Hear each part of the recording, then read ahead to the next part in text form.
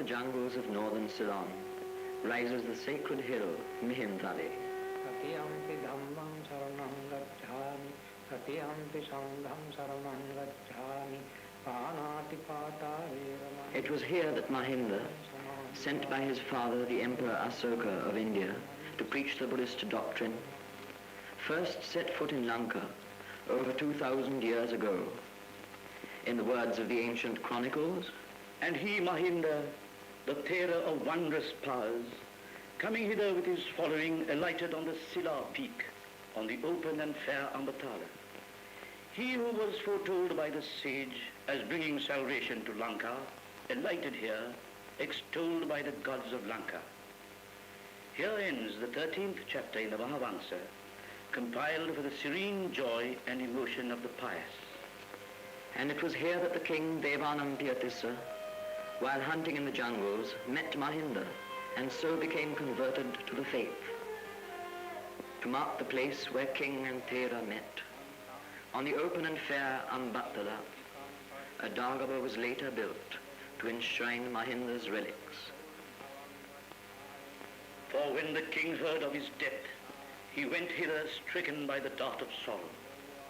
And when he had paid homage to the terror, and often greatly lamented over him, he caused the dead body to be laid forthwith in a golden chest, sprinkled with fragrant oils.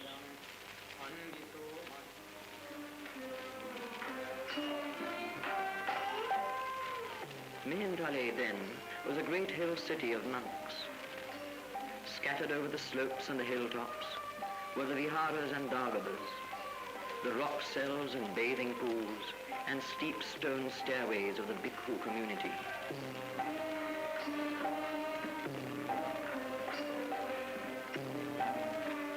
It was a retreat from the world of wars and earthly vanity, where monk and layman could seek to attain that state of detachment taught by the Buddha.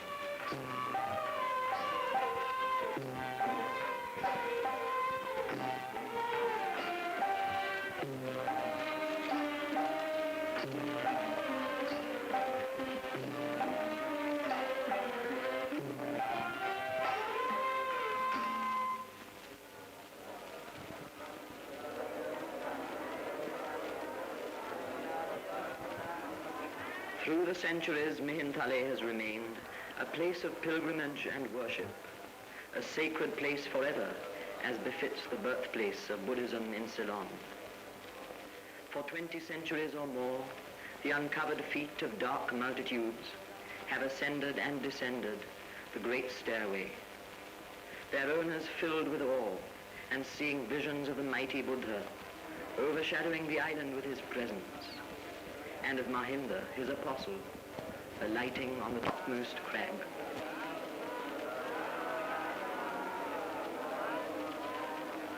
Verily there is a middle path, a path which opens the eyes and bestows understanding, which leads to peace, to insight, to the higher wisdom, to nirvana.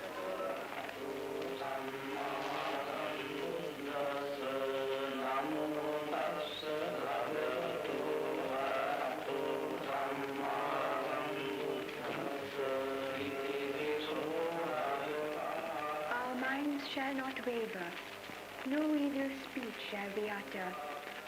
Tender and compassionate shall we abide, loving of heart, void of malice within. And we shall ever be suffusing such a one with the rays of our loving thought, and with that feeling as a basis, we will ever be suffusing the whole wide world with thought of love, far-reaching. 8 miles to the west lies Anuradhapura, for over 1,000 years the capital of the kings of Lanka. Here stands the great Ruangvali Dagaba, built by the warrior king Buddhagamani 150 years before the coming of Christ.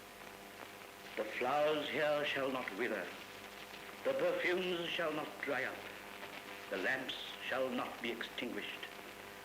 Nothing whatsoever shall perish. In those days, the city grew so much in size that they gave it a circuit of 12 leagues and a length of 4, with walls, bastions, and towers of brick. Travellers of the time said of Anuradhapura, "It is the residence of many magistrates, grandees, and foreign merchants. The mansions beautiful, the buildings richly adorned, and houses for preaching built at every thoroughfare.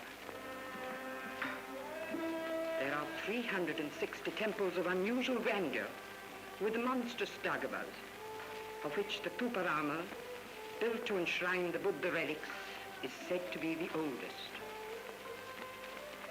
And when the ruler of the earth had completed the beautiful Tupa in the Tuparama, he caused it to be worshipped perpetually with gifts of many jewels. And the public buildings were richly adorned by diverse carvings cunningly wrought.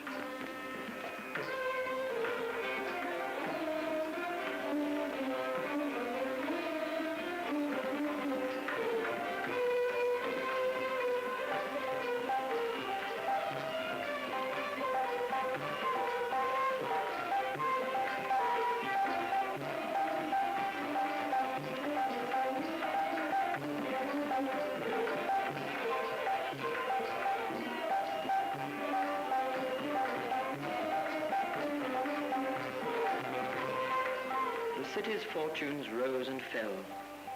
Invasion was followed by counter-invasion, victory by defeat. Through 10 centuries of changing destiny, the image of the Buddha sustained and comforted the people.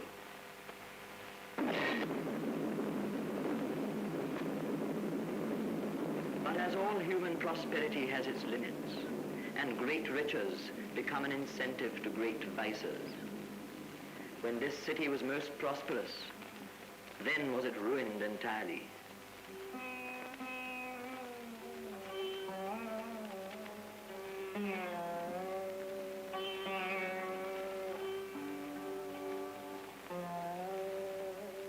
The Pandu king took away and despoiled all valuables in the treasure house of the king, and plundered what there was to plunder in Vihara and town. He made the island of Lanka deprived of the valuables, leaving the splendid town in a state as if it had been plundered by yakas.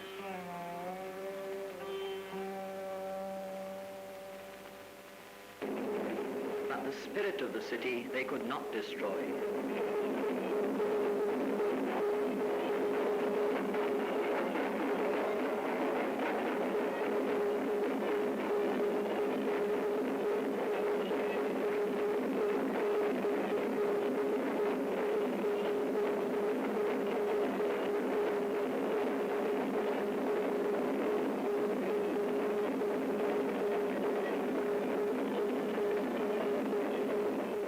On every festival day, when the moon is at the full, and especially at Vesak and Posong time, the people come in pilgrimage to Anuradhapura to worship at the shrine of the sacred Bo tree, the illustrious tree of wisdom. The Mahavansa records how King Devanampiyatissa had the south branch of that same Bo tree, under which the Gautama Buddha reached enlightenment, brought from India and planted in the royal Mahamegha Park. And when the great Bodhi tree had taken its place, all the people who had come together from the country round worshipped it with offerings of flowers and so forth. And bringing about in such wise the good of the dwellers in Lanka, the king of trees, the great Bodhi tree, lasted a long time in the island of Lanka, endowed with many wondrous powers.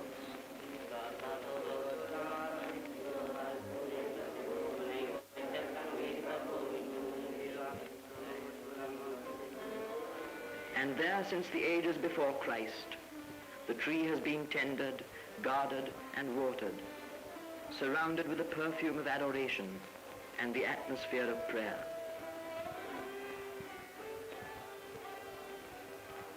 With diverse flowers, the Buddha I adore. Even as these flowers must fade, so does my body march to a state of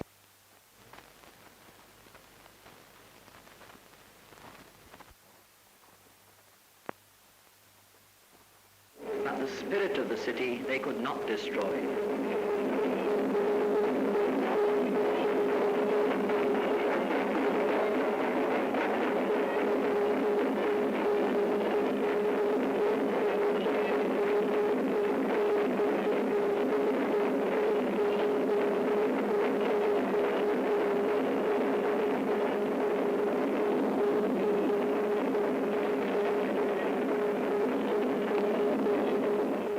On every festival day, when the moon is at the full, and especially at Vesak and Posong time, the people come in pilgrimage to Anuradhapura to worship at the shrine of the sacred Bo tree, the illustrious tree of wisdom. The Mahavamsa records how King Devanampiyatissa had the south branch of that same Bo tree, under which the Gautama Buddha reached enlightenment, brought from India and planted in the royal Mahamegha Park. And when the great Bodhi tree had taken its place, all the people who had come together from the country round worshipped it with offerings of flowers and so forth. And bringing about in such wise the good of the dwellers in Lanka, the king of trees, the great Bodhi tree, lasted a long time in the island of Lanka, endowed with many wondrous powers.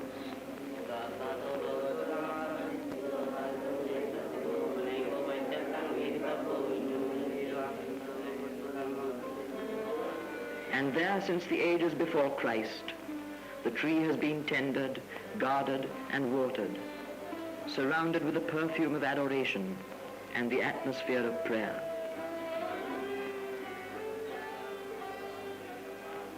With diverse flowers, the Buddha I adore. Through this merit, may I attain release. Even as these flowers must fade, so does my body march to a state of destruction.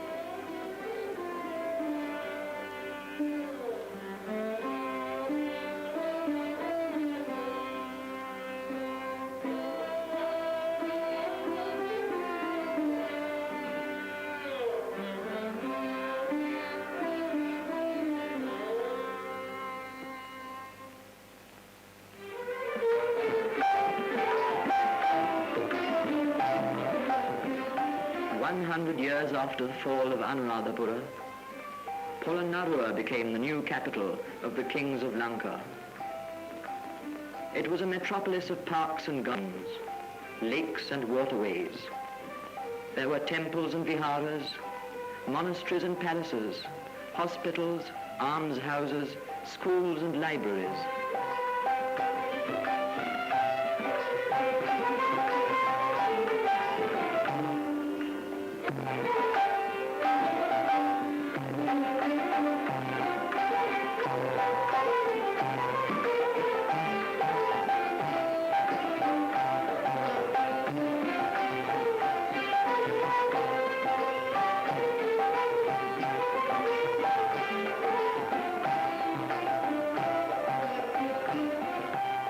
Of all the kings of Polonnaruwa, Parakramabahu was the greatest. The account of his building and good works fills 9 chapters in the Mahavamsa. Then he erected there his own palace, and around it a second wreath of walls, and built thereon a palace 7 stories high, furnished with 1,000 chambers. And there he who ever trod the path of true doctrine erected an audience hall. It was surrounded by an enclosure of colored curtains and adorned with costly carvings. Again the ruler, the leader of the earth's protectors, had a private garden built. As one felt that it showed by its beauty a likeness to the heavenly pleasure garden, it received the name Nandana.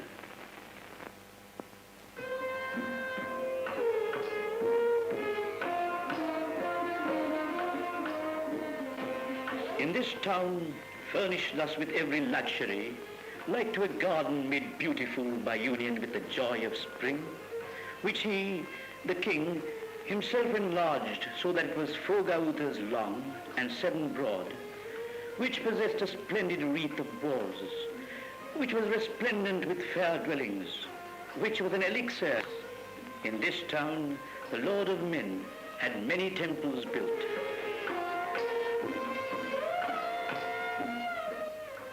In this manner did Parakrama make the aforesaid small town of Pulattinagara splendidly adorned as the city of the tower thinks of gods.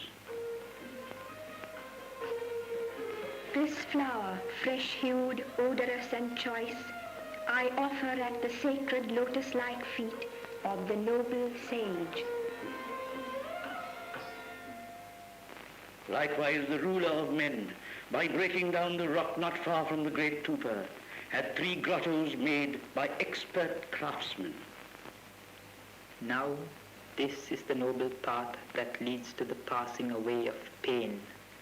That is to say, right views, right aspirations, right speech, right conduct, right mode of livelihood, right effort, right mindfulness, and right rapture. Therefore, ye, O spirits, listen to me. Be friendly towards the race of men who day and night bring these offerings, and keep guard over them diligently. And to put away the sufferings of famine from living creatures, the king had many tanks and canals built in divers places. For, he said, in a country like this, not even the least quantity of rainwater should be allowed to flow into the ocean without profiting man. Remember that it is not meet that men like us should live and enjoy what comes into our hands and care not for the people. Let there not be left anywhere in my kingdom a piece of land, be it of the smallest dimensions, that does not yield some benefit to man.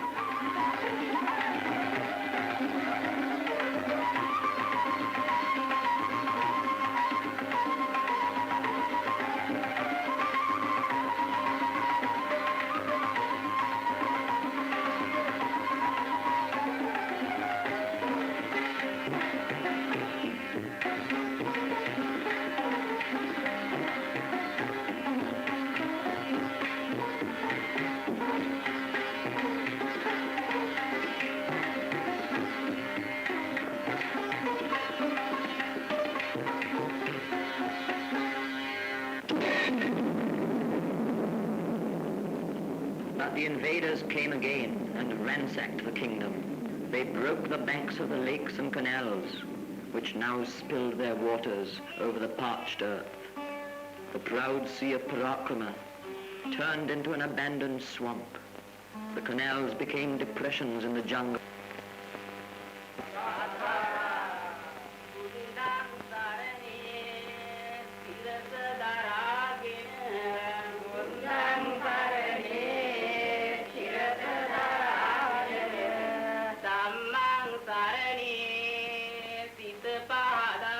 But in all Ceylon, that place which is held to bring most merit to the pilgrim is Sri Pada, the mountain of the holy footprint.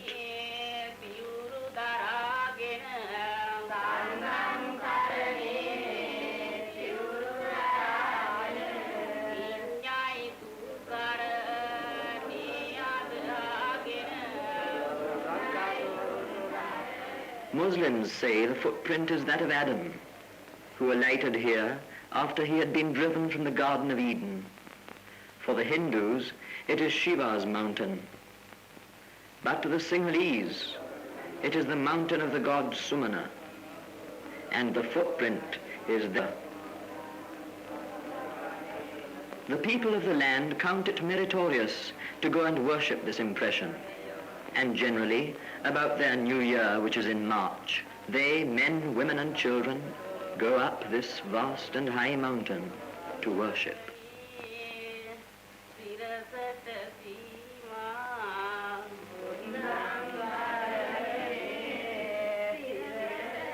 Into the dusk and all through the night, the unending procession mounts upwards, intent upon reaching the summit before the dawn of a new day breaks over the hills and jungles of Ceylon.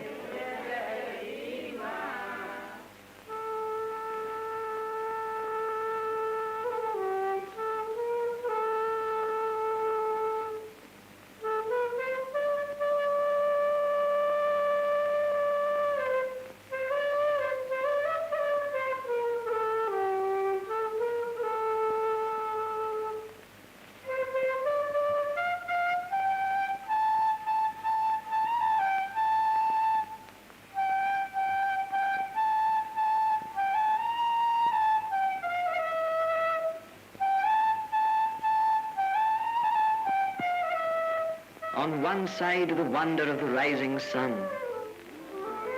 On the other, the mystery of the shadow of the peak. For 20 minutes or more, the image of the sacred mountain floats above the island, then slowly fades.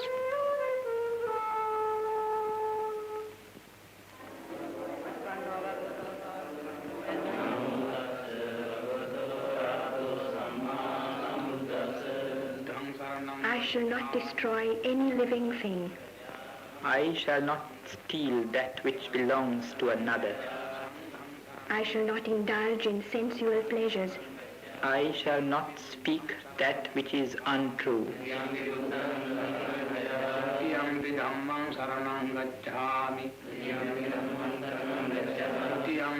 And still the unending procession climbs upwards to the summit, 7,500 feet above the level of the sea.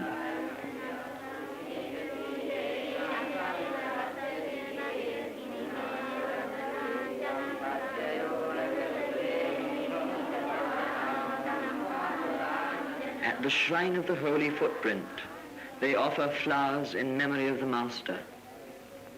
For it is written in the Mahavamsa, And when the teacher, compassionate to the whole world, had preached the doctrine there, he rose, the Master, and left the traces of his footprint plain to sight on Sumanakuta.